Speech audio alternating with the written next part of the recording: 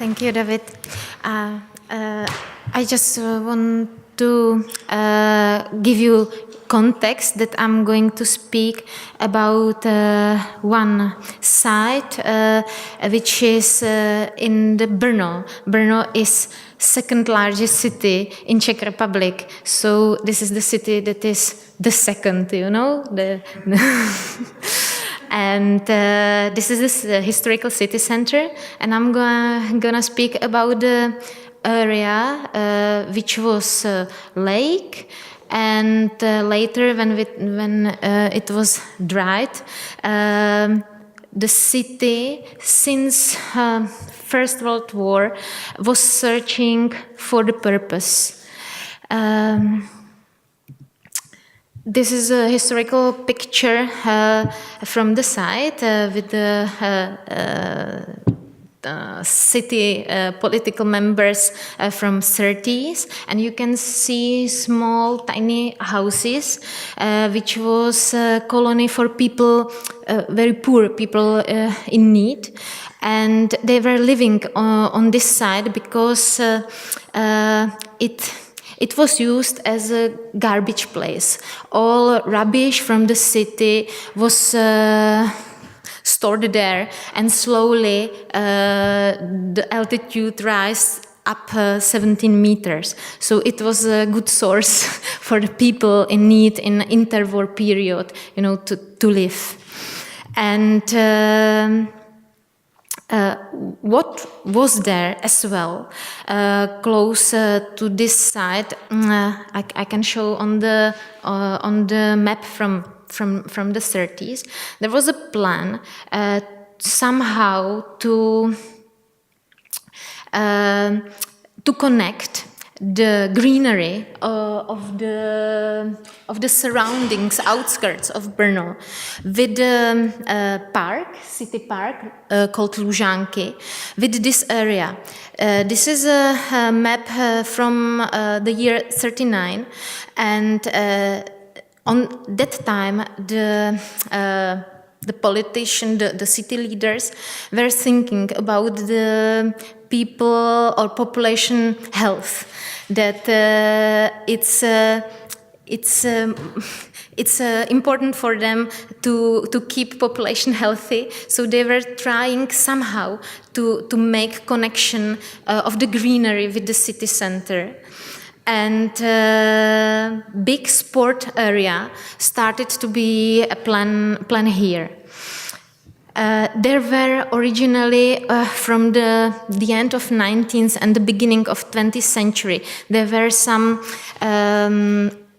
associations, gymnastic associations, and associations which were always connected with some ideology, Catholic association or workers association, and they do the physical exercises for the people. After the First World War, it has sense also like a civil defense and somehow to keep the population healthy and able to defend. So this was really supported.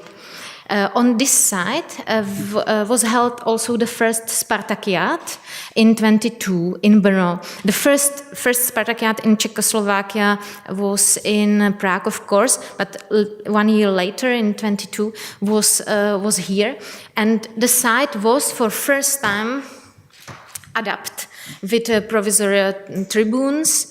That time about 5,000 people were exercising there, and the visitors were really, it was really crowded. It was like 10,000 people per day was coming to see this event. And maybe I can speak shortly also about the changing the paradigm. That the beginning was this physical, how to say, to support the physical strength of the population, but in 30s came a new wave, and which is sport, not the physical education, but the sport, football and ice hockey especially. So the end of 30s is also a plan about having national stadium, the sport resort close to the city center. You can see the first phase, the first plan, which was ice hockey stadium, and then the second part, which is football and athletic stadium. Use the natural terrain of this location. These plans was broke with the Second World War, or not the plans, maybe the realization of the plan. So, but also during the Nazi occupation, there were still in the mind that this site is usable for the sport area. Because of unstable soil, because of this rubbish, it wasn't possible to use it for housing that time. So the sport and recreation leisure area was the best. Already very shortly after the Second World War was realized the winter or ice hockey stadium, open air with artificial ice, how to say, plot, with part for the public and part for the sport. During not season time, during the summer, was used as well as an open-air cinema for a workers' film festival that time. It was finished in 1946. And since the beginning, there was a plan that in 10 years it should have a roof, because it was really uncomfortable to maintain the ice, and also the air condition very close from this side. Our factories were not so good even for sportsmen, not even for audience. But it wasn't realized, or it was realized very slowly. But there was still dream to make this area larger. This was the first step, first phase, and this is a plan from early 50s that you can see, except the winter stadium, which has a roof already here, football stadium, tennis courts, multifunctional sport hall, and as well open-air swimming pool.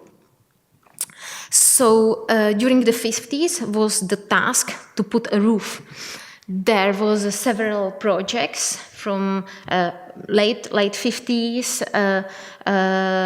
and at the end, these projects were found too expensive. So in 60s, there was a specific roof, this truss construction from the engineer Ferdinand Lederer, which was simply added to the already finished stadium. This is a view from the inner court. In 60s was finished already football stadium. It was next to this winter stadium, so it was the second step. Again, some view from the Spartakiad. The football stadium was done during the second half of 50s, and in 60s were added big second tribune, so around 70,000 people could come to join football and athletic sports.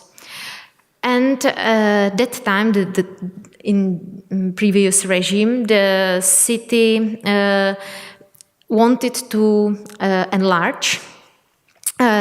whole area and fulfill or realize the dream about national stadium, which will be like a really sports center, not only for the city but for the region. And they started to plan swimming pool, open air and indoor swimming pool with gymnastic hall. And this was also because like 60% of population that time didn't know how to swim. So again, it was idea to support this ability of population. I'm gonna back to the plan of architect Otakar Oplatek, which is from the year 67, and now we can see that the site is still like winter sport stadium, football, multifunctional hall, and swimming area. And now he is going with the bridges around. This is a really highway. It's like express road in city, typical modernist express road directly to the city center. And he prolonged it to the other side with a tram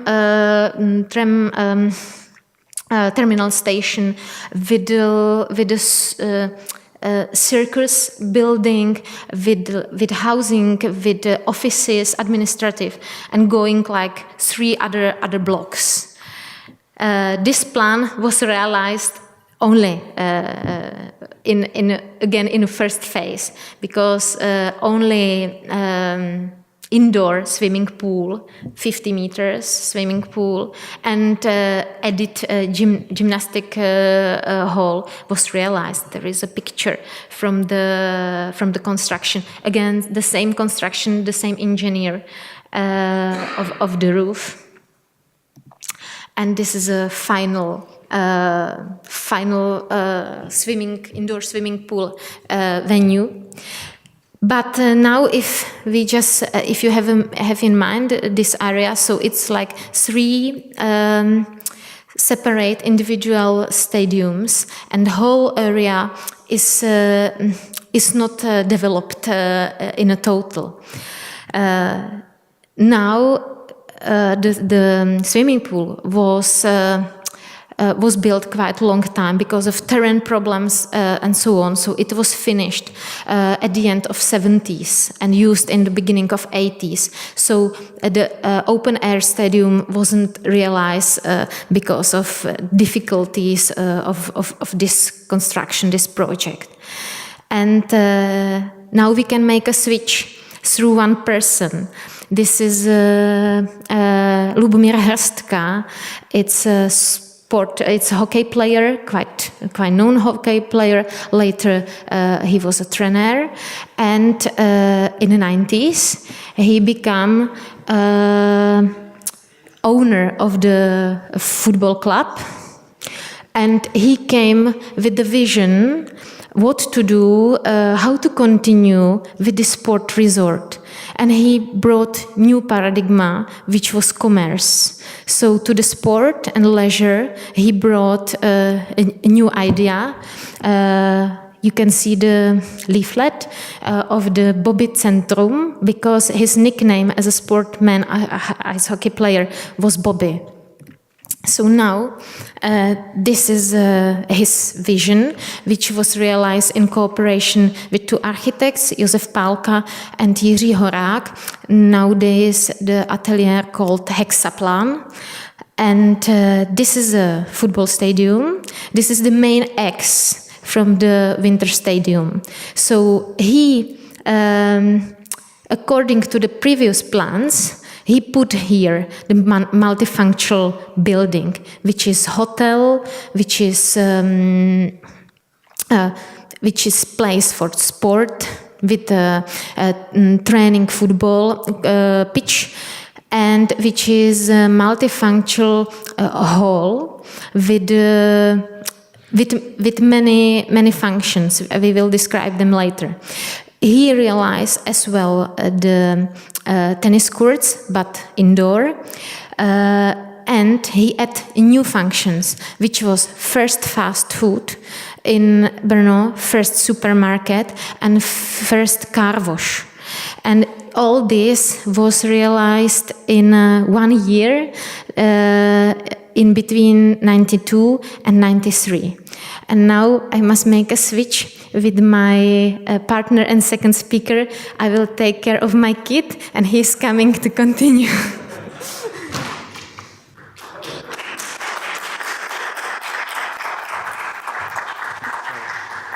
Hey, so you can see that almost they follow that they follow previous master plan almost, but the paradigm was changed, and it was a great time for this place because it was kind of VIP area. It was quite expensive and luxury, and when we were speaking with the architects, they openly say that they were inspired by Richard Mayer.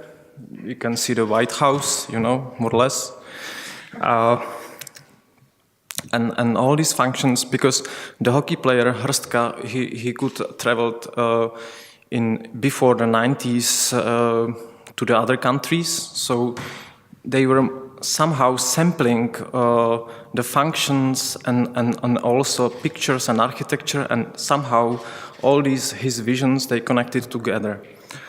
So I just show you all these collage together. You can see this is a roller skate hall with a huge discotheque, which was somehow copied from the Italy, the Bibione area. This is from backyard, which is like main square around the football field. And this is a leisure and healthy care wing of the building. And this is the first supermarket in Brno. It was too expensive, so at that time the economical situation of the citizen wasn't so strong. So, and I think he was too fast for our period. That Brno didn't have so much people with a lot of money to use it and fill up his visions. So I don't know if it's already said Šárka, but his vision was that you as a sportsman and sport guy, you come on the morning, you start with the training, then you go to school, then you come back, you training again, then you go to cafe, on the evening you go to the disco, to the bar, and you can stay in the hotel, and on the morning you can go to the gym or to the doctor, and almost all the time you can stay in the same moment, and you are actually everything is around you, what you need as a sport. So now you can see the plan with all these diagonals, which are almost significant for this period. That part, it's a roller skate hall. It was something completely new, something like movie Grease, Pomada, with John Travolta. So people were skating there around the DJ, so it was amazing. It was pretty expensive. You could find a huge disco salon, which is this is a second, it's a ground level. This is a entrance to the hotel. The next discotheque, it's called Laser Show Hall. I show you later the visuals of the places. And also there is a street which goes through the shops and gyms. You could play a squash there. It was first squash in Brno that time. A lot of VIP sessions and a lot of VIP business was done there at that time. It was VIP zona. And this is you can see also the place with discotheques and all these visions. So just for your imagination how it was. So this is the entrance to the hotel. What is interesting that from the previous period, the art pieces were still part of the building, because there was a law that public building have to be or part of the public building have to be art. So you still can see that red triangle, it's art piece. And also in front of the building there is an art piece, so each hotel room was full of art piece, which is not true anymore.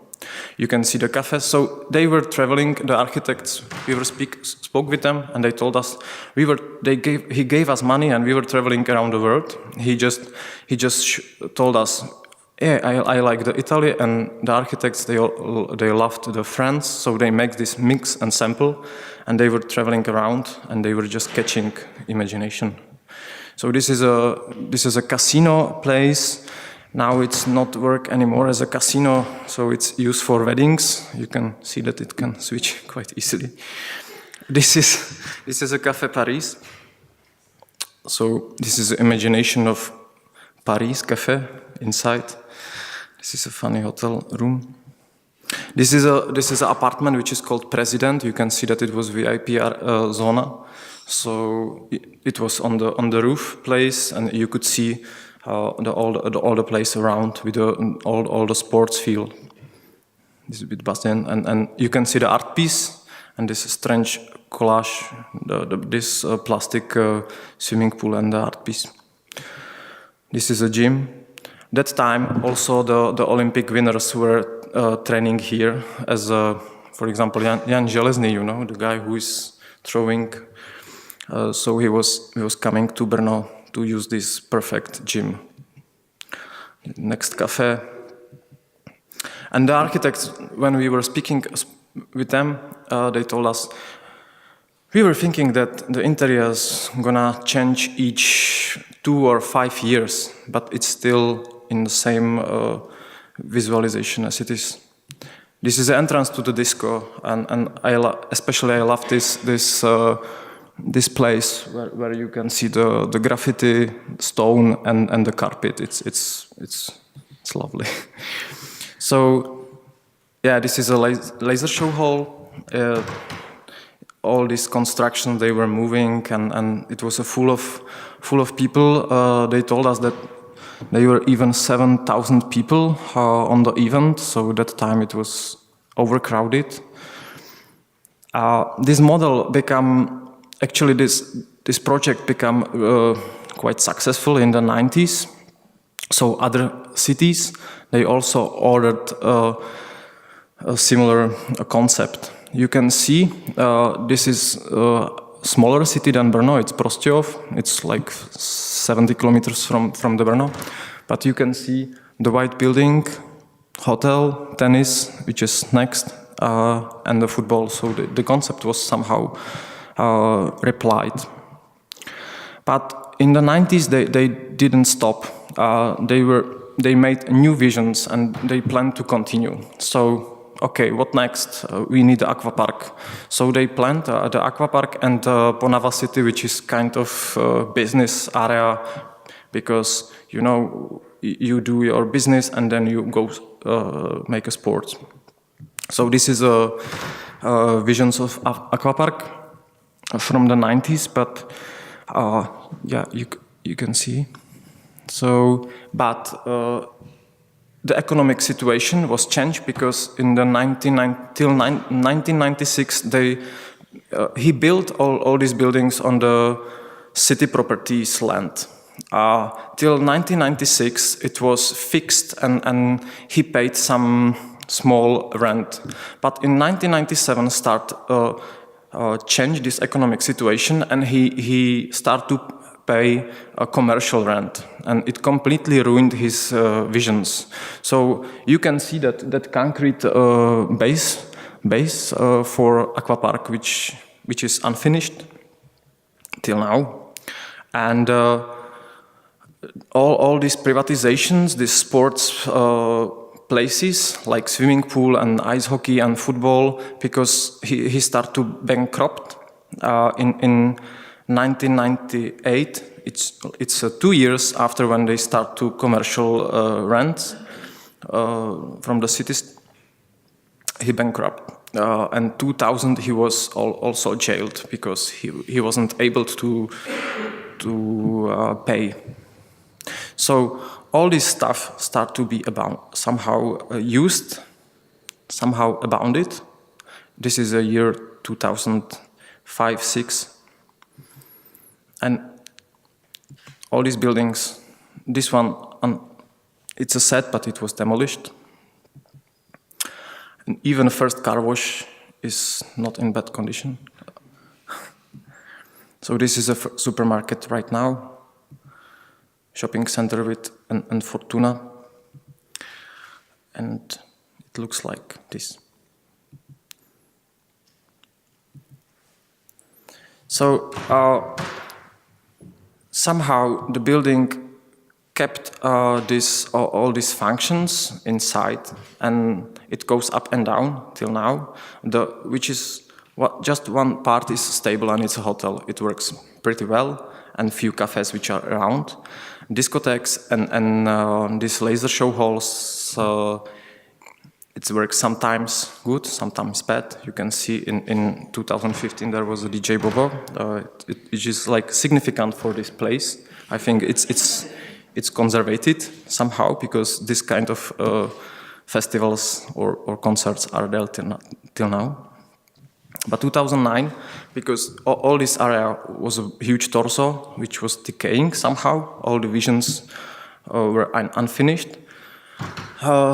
The business guys came and offered to the owners and also to the city, hey, we are able to build a new city because it's a lucrative place in this close to city center, and now we are able to build a building easily because it was a garbage place, so it was 17 meters.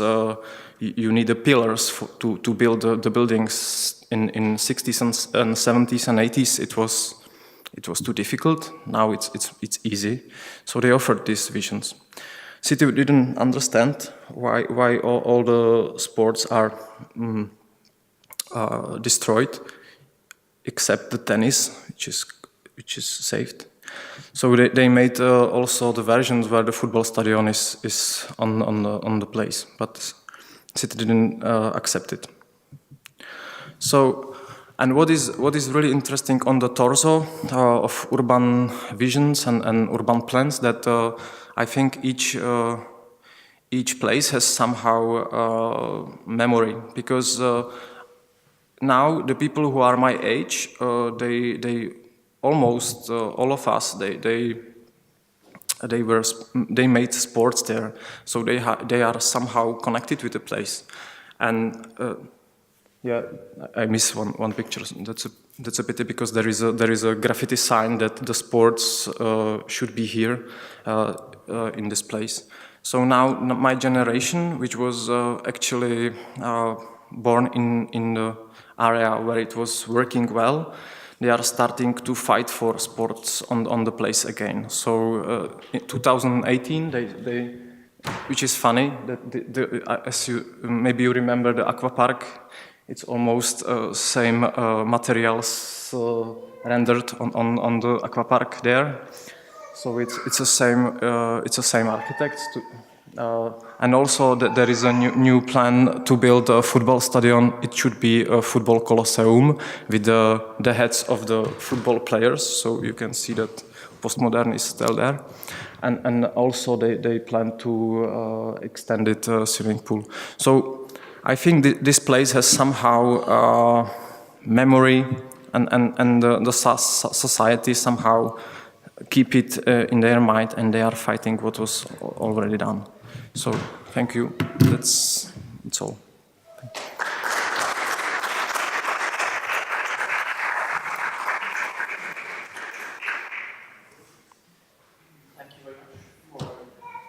Thank you very much for the presentation. Any question to the lecturers? Maybe I have one. Probably the modernist master plan, what Šárka presented, is part of the canon in Czech Republic. But what about the postmodern buildings? Is that does the academy appreciate it somehow, or what is the profession relation to these buildings? Sorry. Can you repeat it? Yeah, the postmodern building, but you show. Yeah. Is that part of your, I don't know, architecture history, or what is the profession opinion about this building? About this building? About this building, yeah. Yeah, okay. The most of the architects are shamed for this period. You know, they try to hide it on their website. They try to don't speak about it because, you know, when you ask them directly, why did you do that like this? They usually say, and you say, you know, it's a pretty postmodern, you know, and they no, it's not a postmodern, you know, it was common that time, but we don't want to speak about that because it was in the 90s, and you know, the wild 90s, you could do everything, you know, everything was opened and the money was coming. So, but generally they try to avoid it, and they say no, it's a history, you know, we don't speak about that anymore. Were these buildings published in architectural papers or simply in just... Yeah. For example, the Boby Center, I don't know if Šárka mentioned it, but it's called Bobby because the nickname of the hockey player was Bobby. So Boby Center was announced in architecture magazines that time. It was, okay, it didn't won like architecture prize, but it was announced on this constructions magazines. It was announced that it's the best building and it was built as fast as possible, you know, they were really proud on it. Yeah, it was published. But honestly, name a building after the client is really postmodern or classic way of architecture. Any questions? Thanks. I want to ask your opinion about one thing. Where do you think the real relevance of Boby Center lies? So I understand that it is important for you personally, and I think that's a relevant aspect, by the way. Is it important, or is it interesting, or is it relevant as an urban development project? Is it relevant as part of the architecture history of Brno, of the Czech Republic, or the world? Yeah. What do you think? What's the relevance? I think it's just a layout or a layer of the city which should be there, I guess, because you can see and you can read this layer how it was, because you can read the previous propaganda when you use a sport as a preparing for a fight, because I mean the paradigm of the sports field, it was a swimming pool and hockey, and even these clubs which were connected with the police and the soldiers. And then you switch to the 90s when it's somehow connected with the business and sport. So this is really interesting how it was switched, and you can read it easily on one place. It's not readable on the rest of the city so easy, but this is completely. I think it's just a layout, and it should be there and it goes up and down all the time, this area. So it works well, and then it goes down, and it works well. So I think it's significant for this place. So, and from the architecture point of view, it's just a collage, which the really interesting how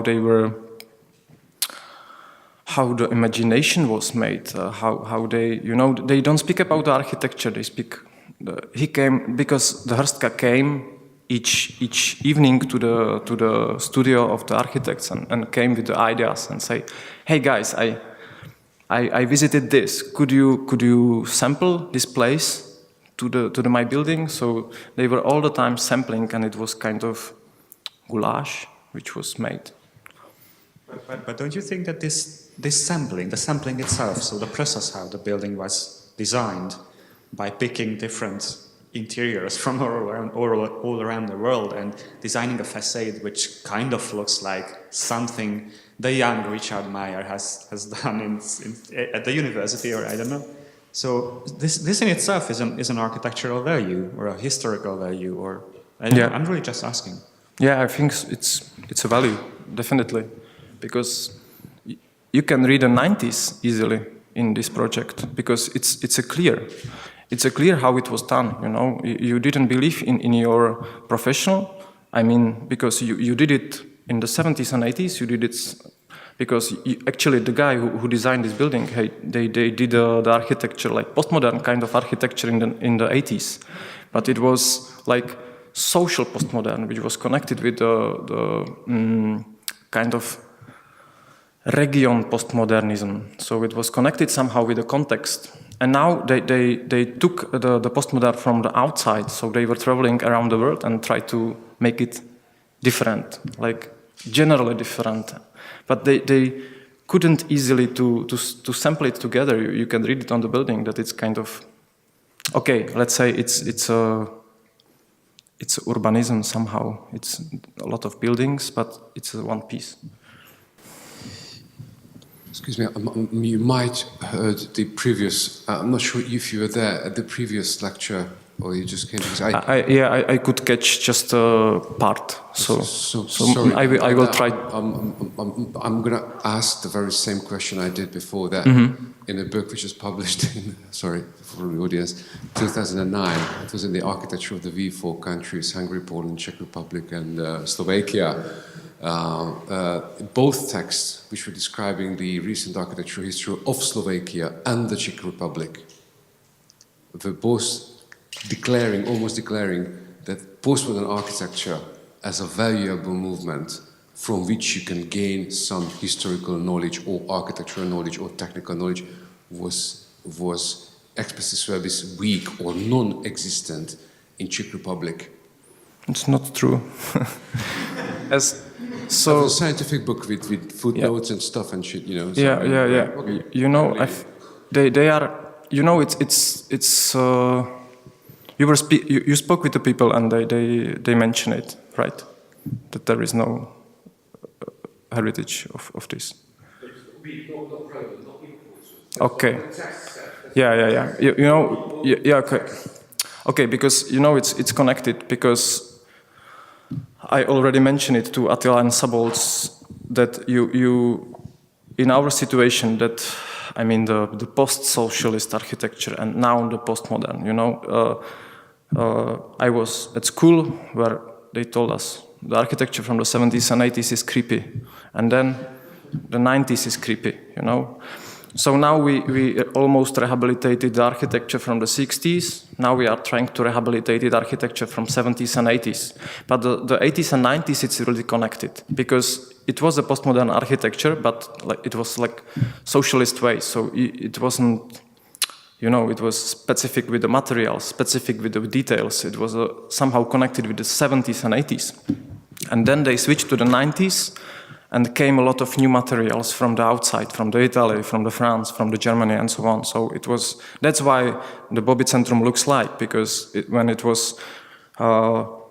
we imagine that it was built in 80s, it looks completely different because the materiality could be more socialist. Now it's more West, let's say.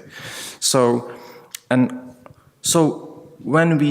when you speak with the architects about this period, they are ashamed for architecture from the 80s and 90s, and it's really connected. So they try to avoid it and say, when you speak with them and say, it's postmodern, it's something like when you say, you are devil. You know, it's something like that, really. It's the very same in our country. It's another question, I'm sorry if I can steal your time a little bit more.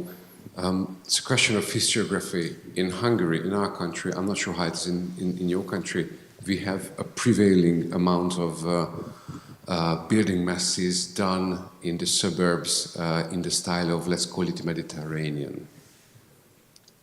If anyone organizes a conference on this Central European Mediterranean architecture, which is itself a postmodern title, does it mean that it would be from then on a Mediterranean architecture in those countries?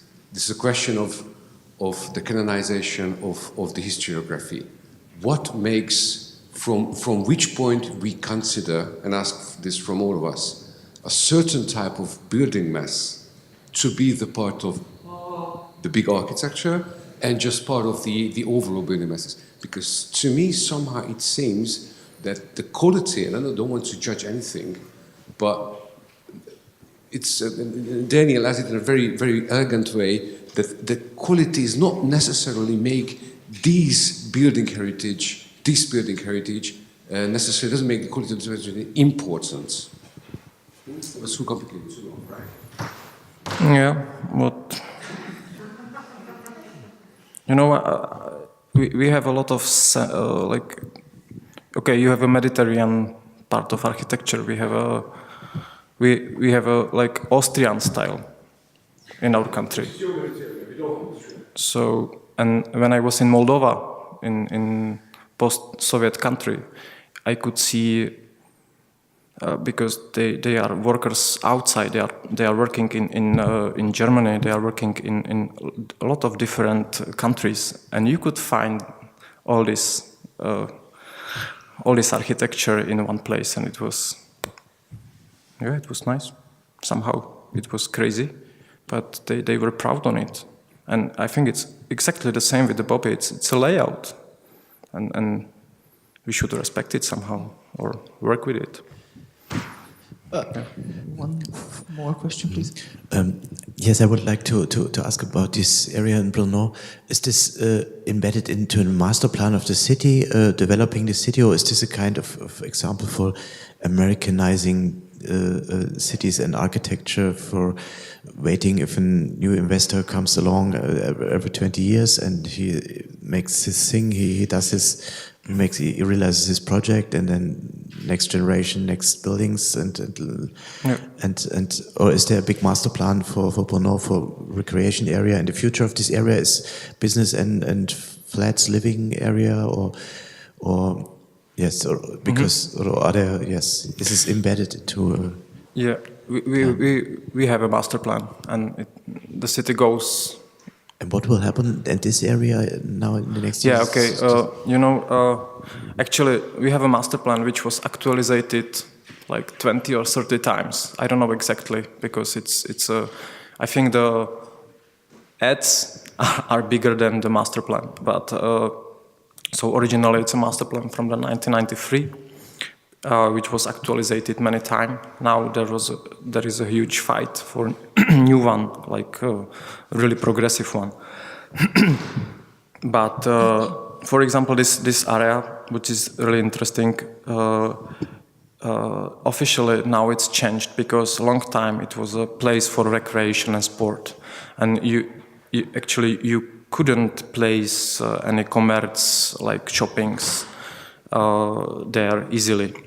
But in 90s it could be possible, but now it's impossible. So they changed the color of the place.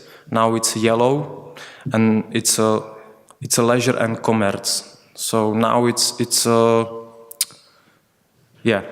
not just a recreation. So now it's called leisure, sports, and commerce. This is the layout in master plan of this area. So we don't have exactly just place for recreation like it was in 70s and 80s. Yeah.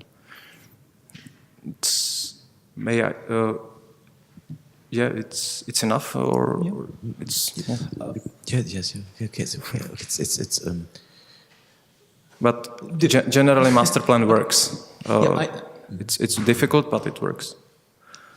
Okay, I think this could be a beginning of a research where we can understand this master plan as a representation of the economical and political change in Eastern and Central Europe, and from a human studies point of view. And maybe it could be interesting to investigate the interiors, because it's as you presented it was a curation on different interiors. What is also a part of a postmodern approach, that you're curating through design different interiors. So thank you very much for your presentation.